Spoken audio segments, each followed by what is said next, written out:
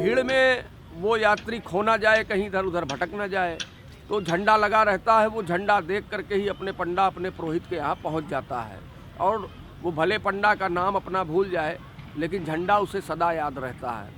जो झंडे की बात आई, तो काली मछली का जो झंडा, ये दरभंगा के राजा ने हम लोगों को दिया था। हमारे यहाँ बहुत से झंडे हैं। पान का झंडा है, घोड़ा का झंडा है, हाथी का झंडा है, ऊंट का झंडा है, लाल कटार है, तेगा तलवार है, ऐसे करके बहुत सारे हजारों झंडे हैं। तो ये सारे झंडे उस प्रदेश के जो राजा महाराजा हुआ करते थे, यह उनकी देन है। वह दे करके गए हैं कि महाराज जी आपका ये झंडा होगा, निशान होगा। आबादी कम होने के कारण एक एक ज़िला, एक एक प्रदेश के पंडा होते थे। जैसे हमारे यहाँ नैमिष कुमार हैं, जो कि संपूर्ण उड़ीसा प्रांत के एक ही पंडा हैं, दूसरा कोई नहीं। कौन? नैमिष कुमार, हाथी वाले। अच्छा। वो उड़ीसा प्रांत के एक ही पंडा हैं, दूसरा कोई नहीं है। अब हमारे यहाँ 4 भाई हैं, तो हम 4 भाइयों का बंटवारा हुआ। तो बंटवारा में हम लोग गांव-गांव बांट लेते हैं कि अगर 500 गांव है तो उसमें से 125 गांव आपका, 125 गांव हमारा, 125 गांव आपका। अब उस गांव से जो यात्री श्रद्धालु आता है, अपने पंडा के यहाँ जाता है, तो हम लोगों के पास उनकी वंशावली होती है। वही हम लोग तैयार करते हैं। कुछ तीर्थ पुरोहित जो गरीब तबके के हैं, वो खुद लिखते हैं, बनाते हैं। जो थोड़े संपन्न परिवार से हैं, तो वो मुंशी मुनीम को लगाते हैं, वो लिखते हैं, वो पढ़ते हैं, वो बनाते हैं। तो हमारे यहाँ हमारे जजमानों की 7-7, 10-10 पीढ़ियों का नाम लिखा होता है।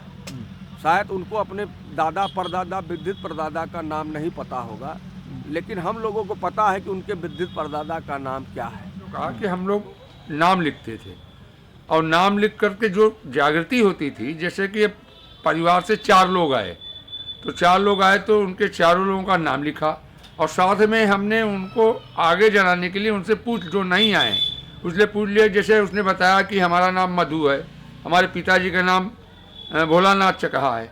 हमारे बच्चे नहीं आए, लेकिन हमने कहा हमारे घर में हमारे बड़े भाई रविनाथ जी हैं, हमारे छोटे भाई सोमनाथ जी हैं, हमारा लड़का कार्तिकेय है, हमारा लड़का निखिल है, हमारा लड़का ऋषभ है।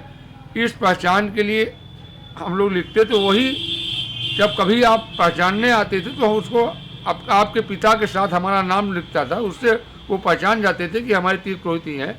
हम नहीं आए, लेकिन हमारे पिताजी, हमारे चाचा जी आए थे, हमारे बाबा आए थे। इसलिए हर प्रांत, हर जिला, हर समाज सब अलग अलग है, सबके पंडे अलग हैं। हम महाराष्ट्र के पंडे हैं, हमारे यहाँ कुंडवी लोग आते हैं, लेकिन महाराष्ट्र के भंडारा जिले के पवार के पंडे दूसरे हैं। जिला भंडारा है। हम पूछे आपसे कि कौन से बिरादरी हो, आपने कहा हम कुंडवी हैं, तो हम आपके पास जाएंगे। हमने बता दिया कि हम पवार हैं, तो हम आपसे बात नहीं करेंगे आपके पंडे पवार, आप वहाँ जाइए। दक्षिण भारत और हम लोगों में अंतर है। वो कल्पवास एकदम 99% नहीं करते। वो आए, स्नान किए, अपना धार्मिक कृत की, वापस हुए। हम लोगों की दादी जी बताती थी कि अगर हमारे बाबा लोग घर से चले जाते थे तो 6 महीने में वापस आते थे। वो जाते थे, तीर्थ पुरोहितों को प्रोत्साहन करते थे, और गांव से बैलगाड़ी पर 200 लोग आते थे। उसको ये दर्शन माने उसका उनको ले आते थे गाइड की तरह, यहाँ पूजा पाठ कर फिर उनको घर पहुँचाते थे। तब से ये तीर्थ पुरोहितों का, यात्रियों का संबंध बना। तो अन्नदान वो लिख लेता है, और फिर उस समय जाएगा जब अन्न का उपज होता है। उपज के समय वो अपने जजमानों के घर जाएगा। वह जजमान जो अन्नदान यहाँ करके जाता है, वो अपने पुरोहित को वहाँ पर देता है, और पुरोहित उसे स्वीकार करते हैं। उसे प्रयागराज से प्रसाद लेकर के जाते हैं, प्रसाद देते हैं, आशीर्वाद देते हैं, उसके पूरे परिवार से मिलते हैं, ताकि वह भी पुरोहित उनके पूरे परिवार को पहचान ले, और वो भी अपने पुरोहित को पहचान ले। पुरोहित 3 प्रकार का होता है। एक तीर्थ पुरोहित होता है, जिसको तीर्थ का अधिकार मिला हुआ है। एक कुल पुरोहित होता है, जिससे कुल का अधिकार मिला है। कुल में जो शादी ब्याह होता है, कथा भागवत होते हैं, वो कुल पुरोहित कराता है। अच्छा। और एक ग्राम पुरोहित होता है कि कहीं मंदिर है गांव में, मोहल्ले में, तो उस मंदिर में पुजारी है, तो उस मंदिर का अधिकार उस पुजारी को मिला हुआ है। उसकी एक सूची रहती बकायदा, बही खोलने के पहले सूची खोली जाती है छोटी सी। अच्छा। उसको पलट के देखते हैं कि जौनपुर में फलाना तहसील, फलाना गांव में फला ग्राम पंचायत, फलाना ब्लॉक, सब इस तरह। और कितनी बहियाँ होंगी, जैसे आपके पास परिवार की कितनी बहियाँ होंगी मतलब? अब बहियाँ तो 10 भी हैं, 50 भी हैं, और दूसरे भाषाओं में भी हैं।